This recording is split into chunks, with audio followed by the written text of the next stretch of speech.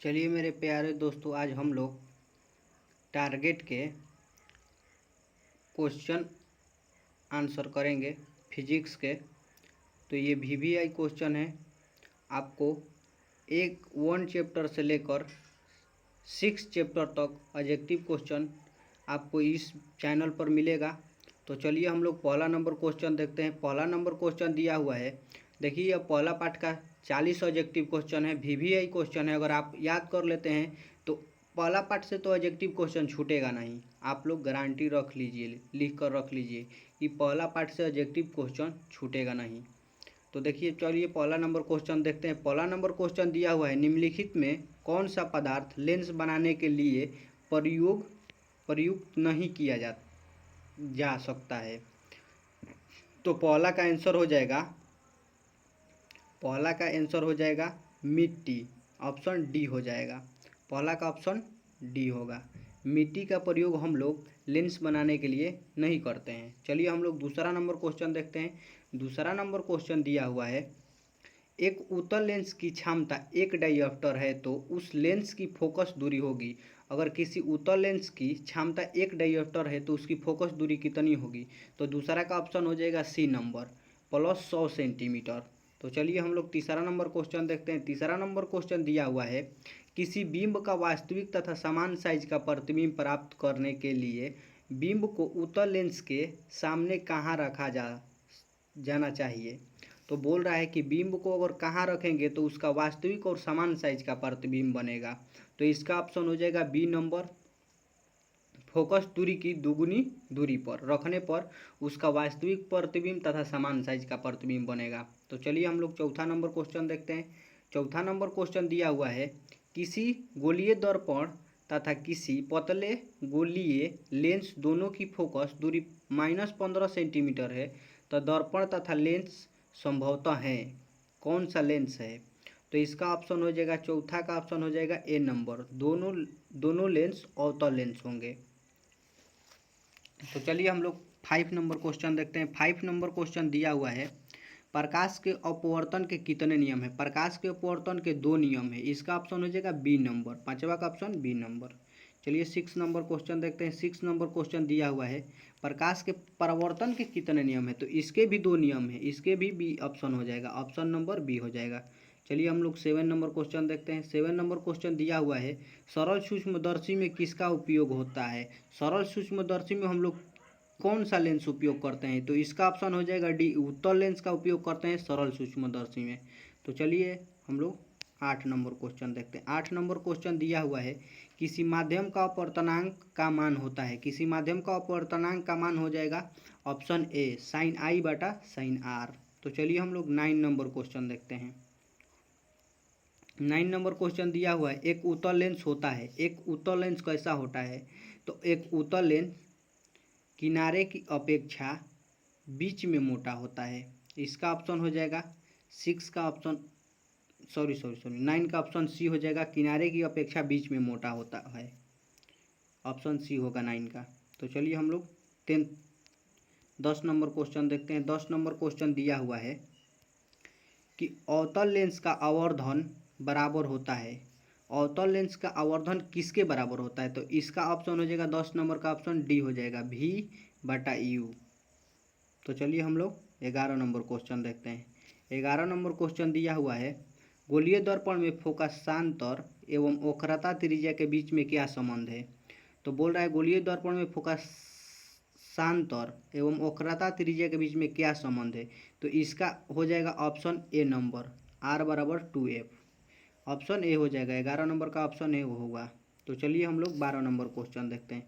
12 number question दिया हुआ है, निर्गत किरण एवं अभिलंब के बीच के कोण को कहते हैं। निर्गत किरण और अभिलंब के बीच को हम लोग बीच के कोण को क्या कहते हैं, निर्गत कोण कहते हैं।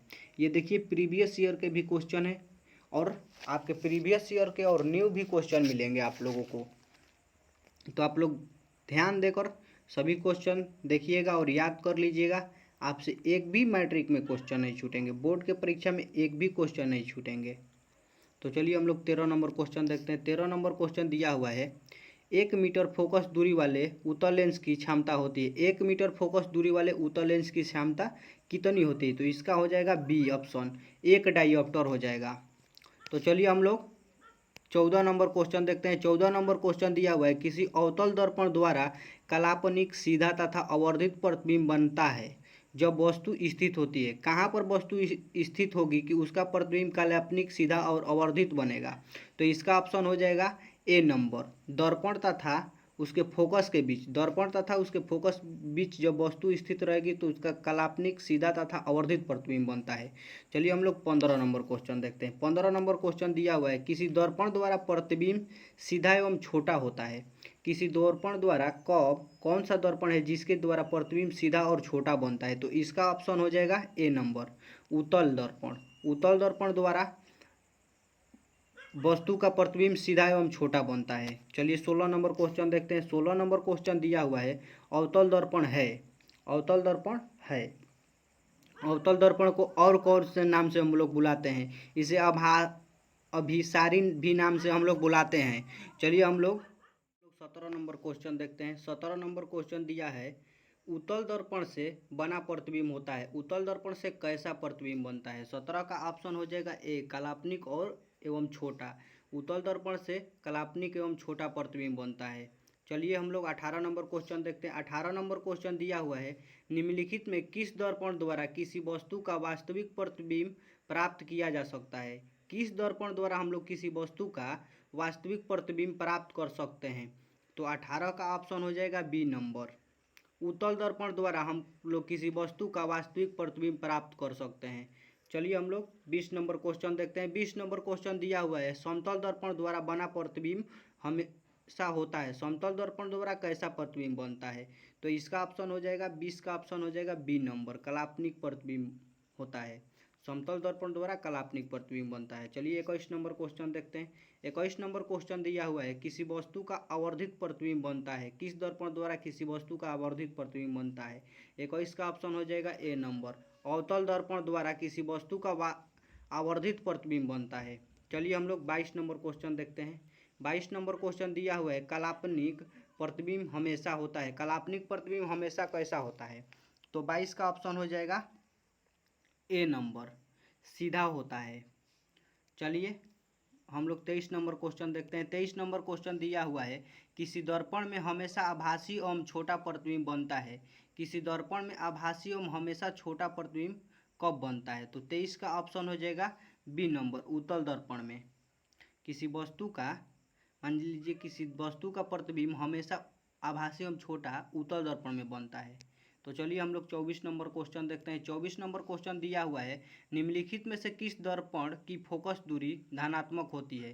किस दर्पण की फोकस दूरी धनात्मक होती है? तो 24 का ऑप्शन हो जाएगा बी नंबर, उत्तल दर्पण की फोकस दूरी धनात्मक होती है।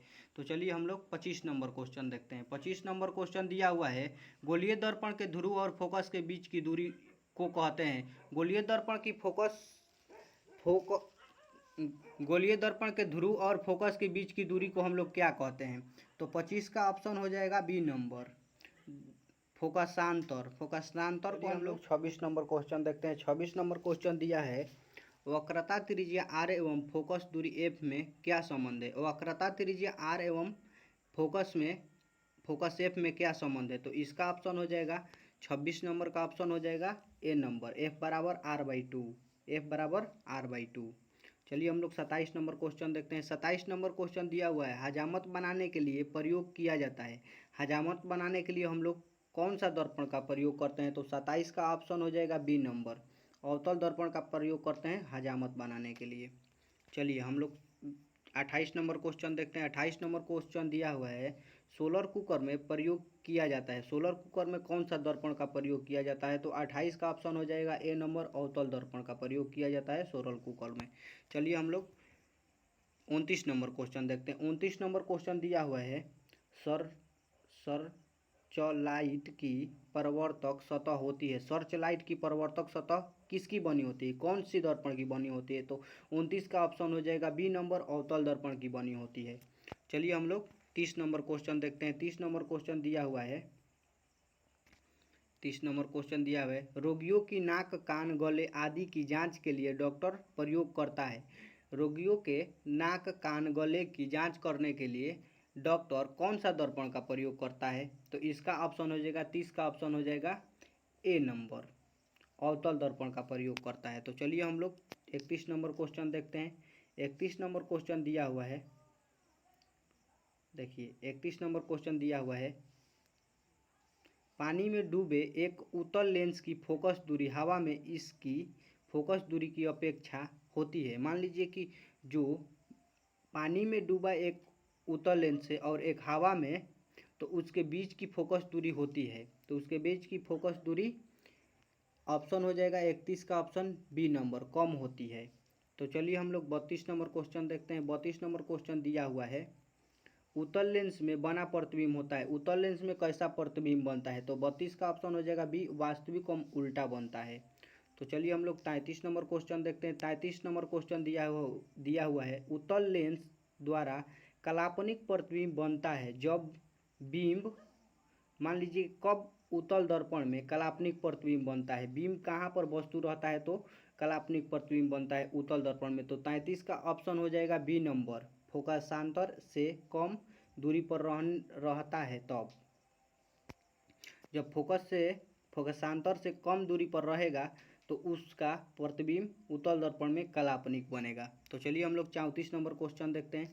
34 नंबर क्वेश्चन दिया हुआ है, लेंस की क्षमता होती है, लेंस की क्षमता कितनी होती है? तो 34 का ऑप्शन हो जाएगा सी नंबर, फोकस दूरी के व्युत्क्रम, फोकस दूरी जितना होता है उसके व्युत्क्रम होता है लेंस की क्षमता।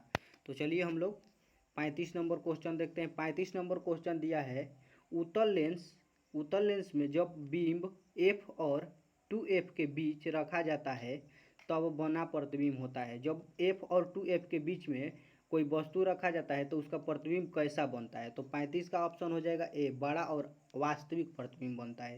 तो चलिए हम लोग 36 नंबर क्वेश्चन देखते हैं। 36 नंबर क्वेश्चन दिया है, दो अवक्रीय पृष्ठों से घिरे ठोस माध्यम को कहते हैं। दो वक्र पृष्ठीय क्षेत्र से घिरे जो घिरा रहता है उसे हम लोग क्या बोलते हैं? तो 36 का ऑप्शन हो जाएगा सी नंबर, गोलीय लेंस बोलते हैं उसे।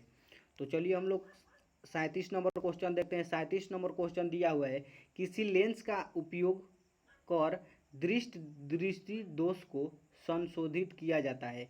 किस लेंस का उपयोग करके हम लोग दृष्टि दोष को दूर करते हैं? इसका कहने का मतलब यह है, तो इसका ऑप्शन हो जाएगा बी नंबर, उत्तल लेंस का उपयोग करके हम लोग दृष्टि दोष को दूर करते हैं। तो चलिए हम लोग 38 नंबर क्वेश्चन देखते हैं। 38 नंबर क्वेश्चन दिया हुआ है, नए कतारीय चिन्ह पर पट्टी के अनुसार दर्पण के सामने रखे गए बिंब की दूरी ली जाती है। बिंब की कितनी दूरी ली जाती है? तो इसका ऑप्शन हो जाएगा बी नंबर, 38 का ऑप्शन हो जाएगा बी नंबर, ऋणात्मक ली जाती है। तो चलिए हम लोग 29 नंबर क्वेश्चन देखते हैं। 39 नंबर क्वेश्चन दिया हुआ है, प्रत्येक लेंस के दो वक्रता केंद्र होते हैं, क्यों प्रत्येक लेंस के दो वक्रता केंद्र होते हैं? तो इसका ऑप्शन हो जाएगा 39 का ऑप्शन हो जाएगा ए नंबर, लेंस की दो वक्रता सतहों के कारण। जब लेंस के दो वक्रता सतह होते हैं इसके कारण ही वक्रता केंद्र दो होते हैं लेंस के। चलिए हम लोग 40 नंबर क्वेश्चन देखते हैं और लास्ट क्वेश्चन है। तो 40 नंबर क्वेश्चन दिया हुआ है, गोलीय लेंस के लिए फोकस दूरी f, वस्तु की फोकस दूरी u और प्रतिबिंब की फोकस दूरी v में संबंध है। तो इसमें क्या संबंध है? तो इसका ऑप्शन हो जाएगा 40 का ऑप्शन हो जाएगा हमारा B number, 1/v minus 1/u बराबर 1/f। तो चलिए हम लोग 40 तक ऑब्जेक्टिव क्वेश्चन कर लिए, इसमें से VBI क्वेश्चन भी बहुत से सारे हैं। आप लोग इसे लाइक एंड सब्सक्राइब कीजिए और बहुत ज़्यादा शेयर कीजिए कि हर लड़कों को फ़ायदा होके। और इस चैनल पर आपके दोस्त जो भी हैं कहिए आकर देखें वीडियो। इस पर हर रोज़ फिजिक्स, मैथ के तो अभी नहीं छोड़ेंगे, इस हफ्ते के बाद मैथ के ऑब्जेक्टिव क्वेश्चन भी इस पर अवेलेबल हो जाएगा। तो आप लोग आइए, लाइक एंड सब्सक्राइब कीजिए हमारे चैनल को। तो चलिए आप लोग देखते हैं, कमेंट कीजिए, मान लीजिए कमेंट करिएगा कि हम कौन सा वीडियो बनाएं, किस पर बनाएं। जैसे कि हिंदी पर बोल दीजिएगा तो हम लोग हिंदी पर बनाएंगे, संस्कृत पर भी बनाएंगे। आप लोगों को कौन सा वीडियो चाहिए आप लोग बताइए। तो चलिए, थैंक यू वीडियो देखने के लिए।